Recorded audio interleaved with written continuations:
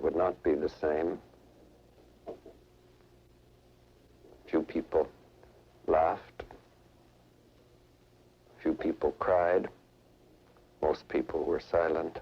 Takes on his multi-armed form and says, "Now I am become death, the destroyer of worlds." Physicist J. Robert Oppenheimer is often called the father of the atomic bomb for leading the Manhattan Project, the program that developed the first nuclear weapon during World War II. Filmmaker Christopher Nolan directed the new movie Oppenheimer, which explores the life of the famed physicist and his role in the development of the atomic bomb through the Manhattan Project. Cillian Murphy portrays J. Robert Oppenheimer in the film, which is now in theaters. Robert Oppenheimer was born on April 22, 1904, in New York City. His German-Jewish parents were Julius Oppenheimer, a rich textile importer, and Ella, a painter. Both were immigrants. After graduating from Harvard University, Oppenheimer sailed to England and enrolled at the University of Cambridge, where he began his atomic research at the Cavendish Laboratory in 1925. Oppenheimer experienced bouts of depression throughout his life, telling his brother Frank, "It is occasionally true that I need physics more than friends." Oppenheimer was miserable at Cambridge and found laboratory work uninteresting, preferring theoretical physics rather than experimental. Oppenheimer had such a poor relationship with his Cambridge tutor, Patrick Blackett, that at one point Oppenheimer left an apple doused with noxious chemicals on Blackett's desk. But Blackett wasn't harmed, and Oppenheimer avoided discipline only with the intervention of his parents. In 1926, he teamed with Max Born at Göttingen University, where he met a host of prominent physicists, including Niels Bohr.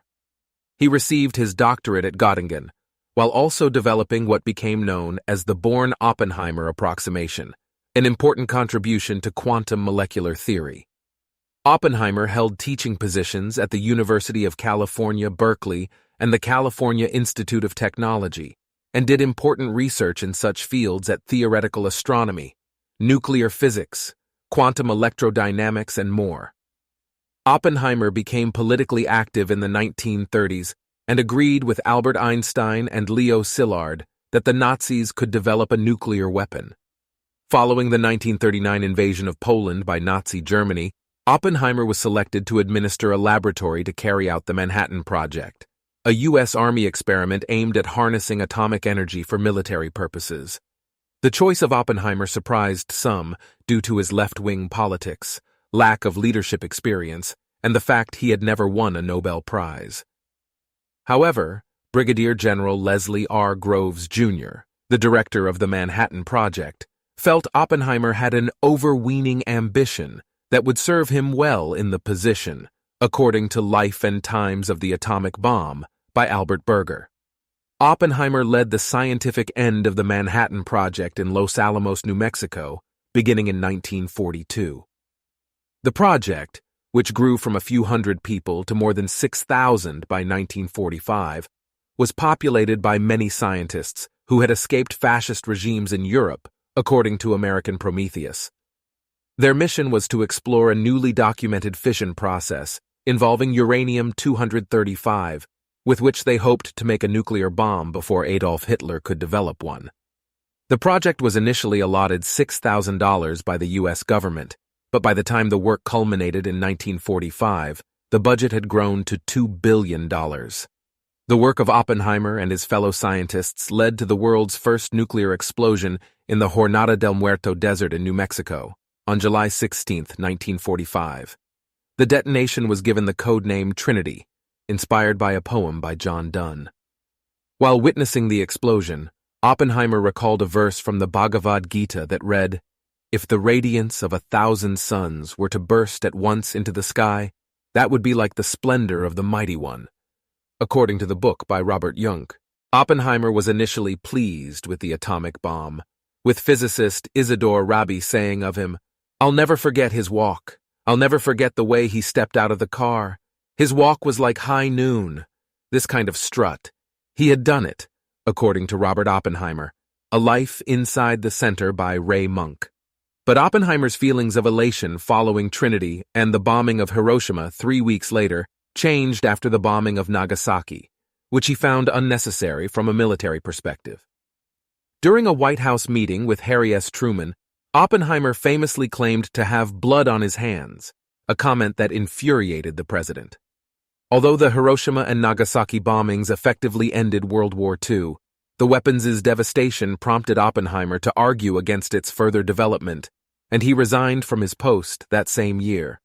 Ultimately, his work for the Manhattan Project earned him the enduring nickname Father of the Atomic Bomb.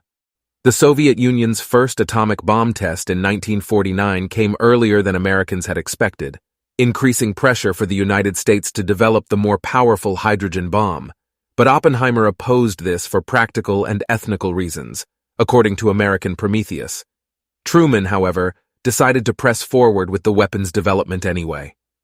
Oppenheimer's shocking opposition to the bomb led to accusations that he was a communist supporter. In 1954, the AEC held a security hearing regarding Oppenheimer, during which he was suspended from secret nuclear research and stripped of his security clearance. This served as a personal and professional humiliation for Oppenheimer, effectively ending his role in government and policy. Wife and children. In 1939, Oppenheimer met Catherine Kitty Puening, a Berkeley student who also had communist ties. The two married in 1940, and they had 2 children, Peter, who was born in 1941, and Catherine Tony, who was born in 1944. Working as a biologist and botanist, Kitty became an alcoholic after her husband became a celebrity for his role in the Manhattan Project, according to American Prometheus. Kitty died of an embolism in 1972, years after Oppenheimer's own death. Death. A chain smoker, Oppenheimer died of throat cancer on February 18, 1967, in Princeton, New Jersey. In December 2022, 55 years after Oppenheimer's death, U.S. Energy Secretary Jennifer Granholm nullified the 1954 decision to revoke his national security clearance. Prior to John F. Kennedy's assassination in 1963, the president announced Oppenheimer would receive the Enrico Fermi Award for his achievements in physics. He was presented with the award by President Lyndon B. Johnson in December of that year. The father of the atomic bomb died from cancer at the age of 62 in 1967.